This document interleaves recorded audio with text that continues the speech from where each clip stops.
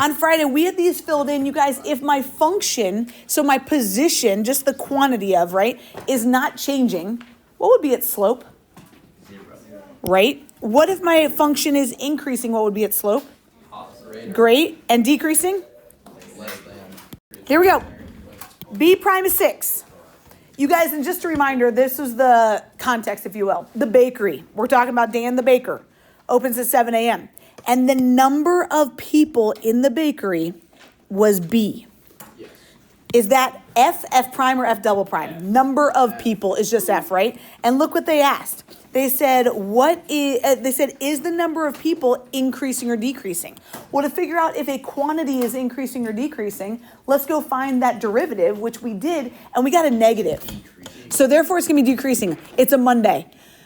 We need a lot of words. Anyone want to try? What would be the wording for that? So, hold on. You got this. So at 1 p.m., the rate people enter the bakery. How about this? Let's just use the words they gave us. The number of people in the bakery is Decreasing. Ah. By rate. Yes, entering the bakery is decreasing. And then he said at a rate of, I love that. That number, which was 28.172 units. Bud, look at what they gave us. People, love it. People per hour. Did he specify what T was? He did right there. We've got to either say at T equals 6 or at 1 p.m. I love that. That's the part I think people miss the most. He said decreasing. This word is crucial. So when I grade these, just like AP does, they're going to be looking for these necessaries. Did they specify the time? Increasing or decreasing? Did they say rate? Did they give the right answer? And did they give the right units? That's what they're looking for. You guys, just real fast.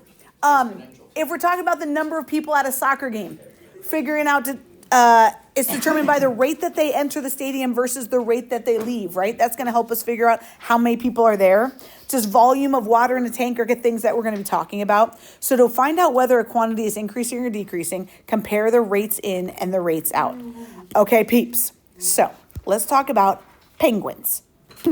Penguin population on an island. The penguin population is P. Is that F prime, or F double prime? Yeah, it's just a population, right? It's just an amount. Okay, look what it said. This gets a little morbid on this Monday. There are 100,000 penguins to start, but the birth rate, okay, we're all good with that. Birth rate is B. Is that F prime, or F double prime? F prime. F prime, agreed. And then this is where the morbid part comes in. Death rate, but it is life, right? Death rate is D. F prime, or F double prime? It's a death rate. Just another F prime, okay? Is the penguin population increasing or decreasing?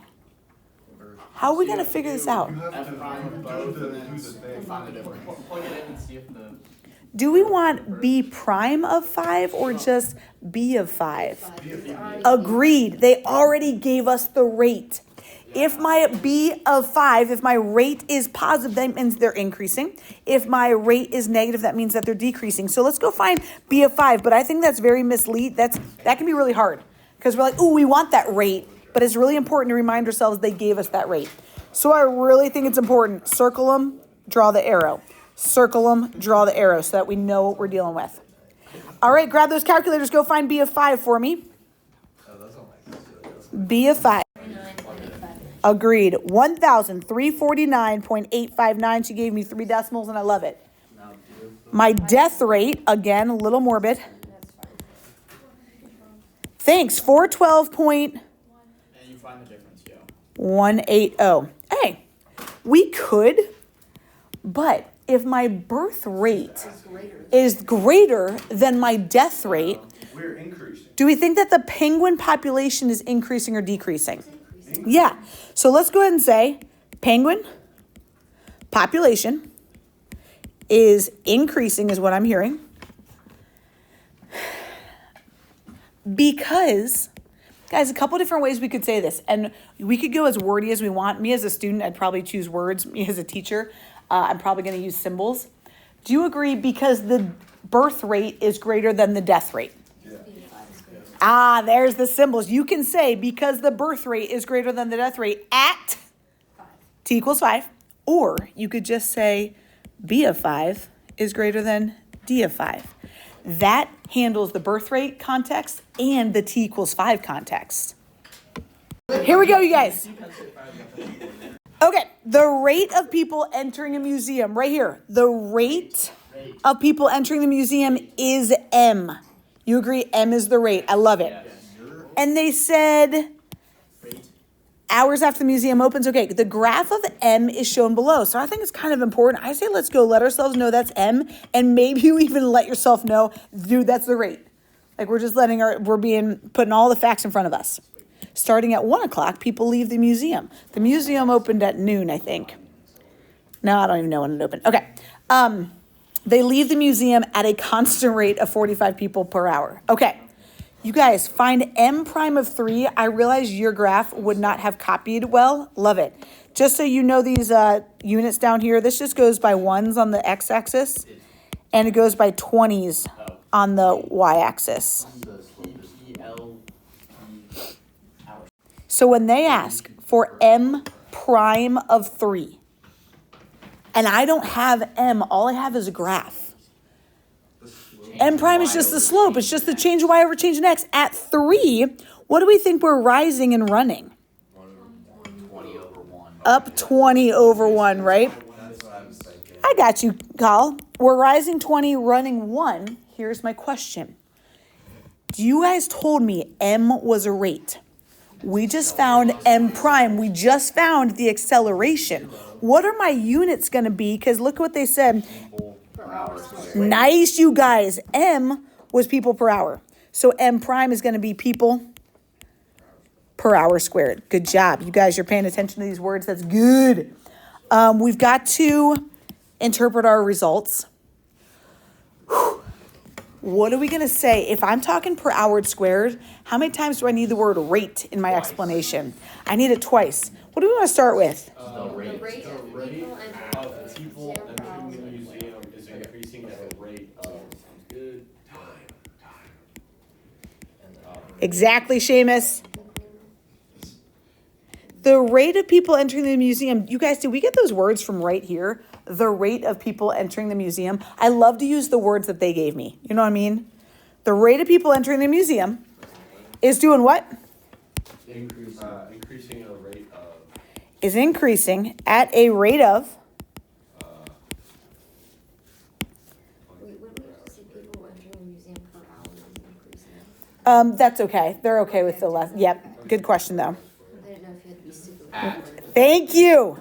T equals 3 hours. Good job, you guys.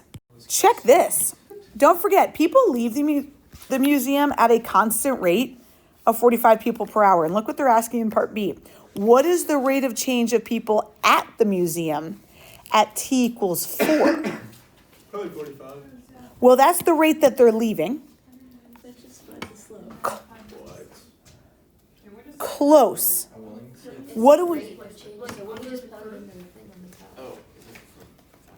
So if they're saying what's the rate of people at the rate of change of the people at the museum, don't I need to take the rate of people entering and do what with the rate of people leaving?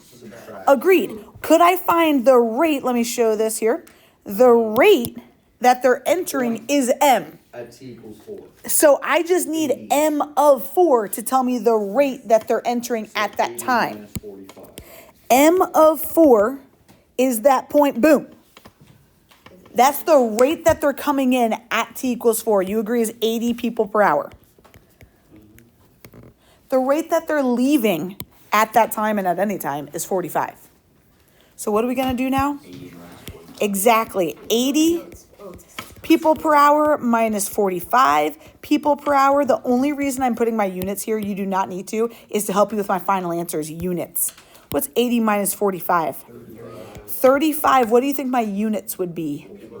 Exactly, because they're just asking what is the rate of change of people at the museum then? Is the 45? Yeah, when it said give a reason, this work right here is plenty. Yeah, good call. Thanks, Bondi. Okay, you guys, I know many of you are going to be in the science field later, and we're going to look at bacteria growing. Ew. And look what it said.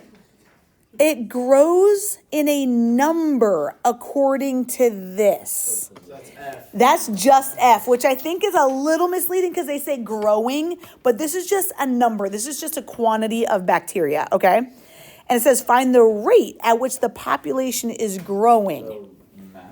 P prime. Yeah, we want a P prime. We're going to math 8 when X is what? 2. Boom. Go find that. I also got 31.550. Oh, 6. Yeah, that's what I got. 828. Sure. 006. Yep. They want to know the units. Agreed. Bacteria per hour. So it says when we were given a function y, guys, typically we've given functions y, right? We found the derivative of y, which is just the rate of change of y with respect to x. So this little x, boop, was right there. The y was right there. That's how we said that. dy dx was the derivative of y with respect to x. That x was always that denominator variable. So you guys, what if we just did that here? Let's just go find the derivative of y equals 3x squared plus 6x minus 4 with respect to x. That's just what we've been doing, y'all. What do we got? Well, first of all, real fast, the derivative of y would be dy dx, right? Yeah. Okay, and then what? 6x plus 6. Beautiful. We can do that in our sleep now. Here's what I'm going to ask, though, today. What if they're functions of time t, which just means I now want the derivative of that same equation with respect to time t instead of x? Exactly. Now, before, why didn't we ever have any like dx over here? It's just one, right? When it was respect to x, they always canceled out. But now that I've got dt, it's not going to cancel out. Now, you might be wondering, like, wait, why are we doing this? Because calculus is all about the real world, right? As we're talking about the cars driving on 3rd Ave, that's miles per hour, right? We're now going to find rates with respect to time because we want to find their velocity, their actual velocity. So let's go do the same thing with respect to time. Let's back this up. The derivative of y with respect to x we said was dy dx.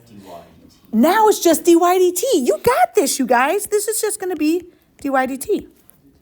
The derivative of 3x squared with respect to x was 6x dx dx, and we didn't care about it. Exactly. What do we start with, though? 6x dx dt. Let me remind you where this x is coming from. This x is just saying, oh, I'll take a derivative of an x. This is now what it's respect to. Plus 6, say it, Greer. Dx dt, very good. Derivative of -4? 0. Nothing.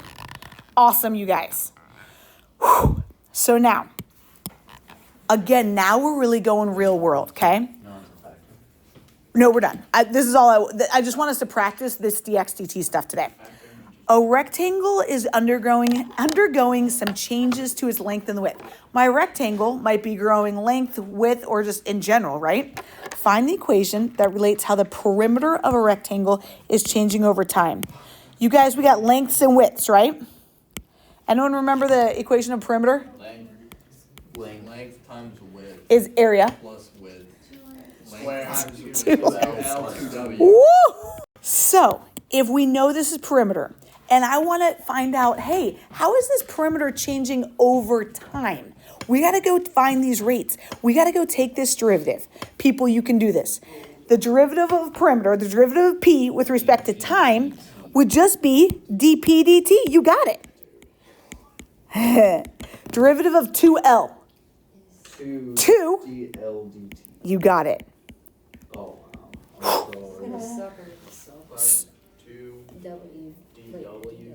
Yes. Let's keep practicing this. Ready? We've got my same rectangle. We've got this same rectangle. Find an equation that relates how the area of the rectangle is changing time. Yes. Area of a rectangle is length times width. You guys, how would I find the derivative of L times W is product rule? We got this. We got this. d/ADT. Thank you, Fran. F prime. Okay, so. DLDT. dl/dt. G W. plus G prime. DWDT. Love it. DW hashtag Arthur forever. Times F. L. You did it. Let's go do this guy, number 3. X and Y are both functions of time. Now let's go take its derivative. Derivative of x squared with respect to time. DXDT. So act like it's normal, right? 2x first, and then we'll always follow it with that dx dt. Love it. Derivative of 3y is just 3 dy dt. Derivative of 4? 0. Very good. But like, Here we go. Circle. Uh-oh. Who's going to remember equation of a circle area? 4/3 r squared. Pi r squared. Whoa. Pi r squared is area. Wait, 4/3 is this. 4/3 pi r cubed is the volume of a sphere. It's a good thing Miss B. Okay, can we take the derivative of this with respect to time? D A dt. Okay, be careful. Pi is just a constant. So it's 0. So 0. No. Let's think about like 8x squared. Oh, so we're doing the. Pi prime.